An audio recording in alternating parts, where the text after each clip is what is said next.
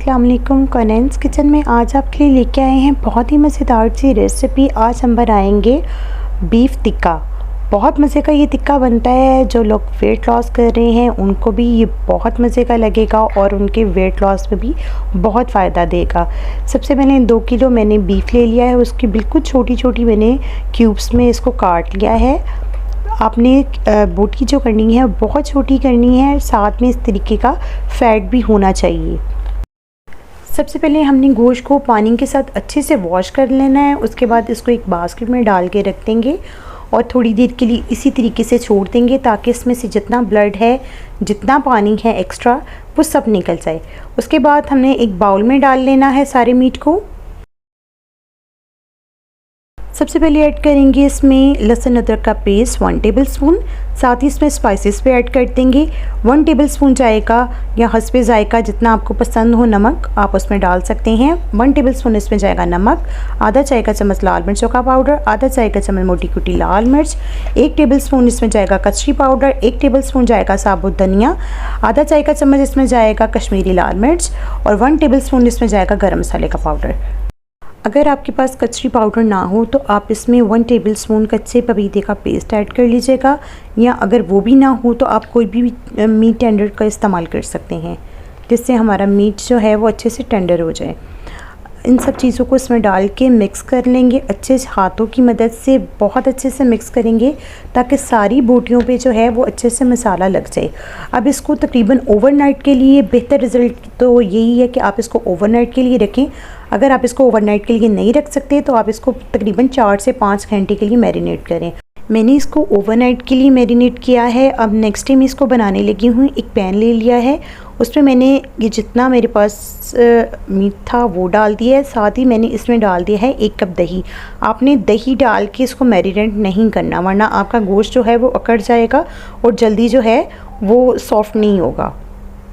हमने इसको बिल्कुल लो फ्लेम पे पकाना है। अगर आप इसको हाई फ्लेम पे पकाएंगे तो पानी जल्दी से ड्राई हो जाएगा और आपका गोश्त जो है वो कच्चा रह जाएगा। इसको 5 मिनट के बाद ये देखें, ये इस कंडीशन पे आ गया है।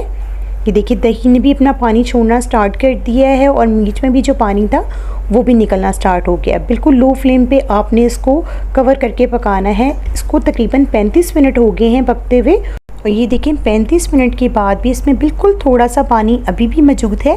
अगर आपका गोश्त जो है वो किसी बड़े जानवर का हो तो उसको कुक होने में थोड़ा टाइम लगता है, तो अगर आपका गोश्त ना गले तो आप इसमें थोड़ा सा पानी भी ऐड कर सकते हैं।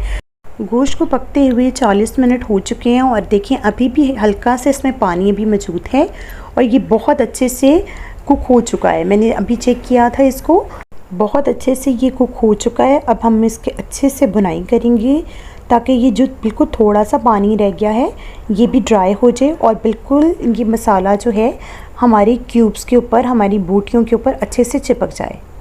टोटल टाइम इसको पकते हुए 45 मिनट हो चुके हैं और 45 मिनट पर ये बिल्कुल डन हो चुका है। बहुत प्यारी खुशबू आ रही है। बिलीव करें जैसे ही मैंने इसको पकने के लिए रखा था तो इसमें से बहुत प्यारी सी खुशबू आना स्टार्ट हो गई थी।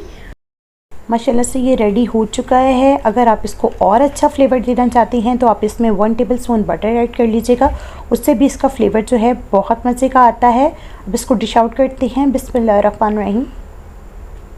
देखिए बहुत सॉफ्ट बना है, बहुत जूसी बना है और बहुत प्यारी खुशबू आ रही है। आप इसको ब्राउन ब्रेड के साथ भी खा सकते हैं, नान के साथ, रोटी के साथ भी इस्तेमाल कर सकते हैं। बहुत मज़े का ये बनता है, बहुत डिलीशियस बनता है। ज़रूर बनाइएगा। जो लोग वेट लॉस कर रहे हैं उनके लिए तो ये बहुत ही ज़्यादा फ़ायदेमंद है क्योंकि इसमें प्रोटीन होता है। आप इसको मटन के साथ भी बना सकते हैं, बीफ के साथ भी बना सकते हैं। जो चीज़ आपको पसंद हो आप उसके साथ इसको एंजॉय कर सकते हैं। ज़रूर बनाइएगा। वीडियो अच्छी लगी तो वीडियो को ज़रूर लाइक कीजिएगा और चैनल पे नहीं आए हो तो सब्सक्राइब कर लीजिएगा, बेल आइकन को प्रेस कर लीजिएगा ताकि आने वाली हर नई वीडियो का नोटिफिकेशन आपको मिलता रहे। दुआओं में याद रखिएगा और अपना फीडबैक देके ज़रूर बताइएगा कि आपको हमारी रेसिपी कैसी लगी। वीडियो आपको अच्छी लगे तो वीडियो को अपने प्यारों के साथ, अपने दोस्तों के साथ और अपने फैमिली मेम्बर्स के साथ ज़रूर शेयर कीजिएगा और अपना फीडबैक देके ज़रूर बताइएगा कि आपको हमारी रेसिपी कैसी लगी। दुआ में याद रखिएगा। अल्लाह हाफ़िज़।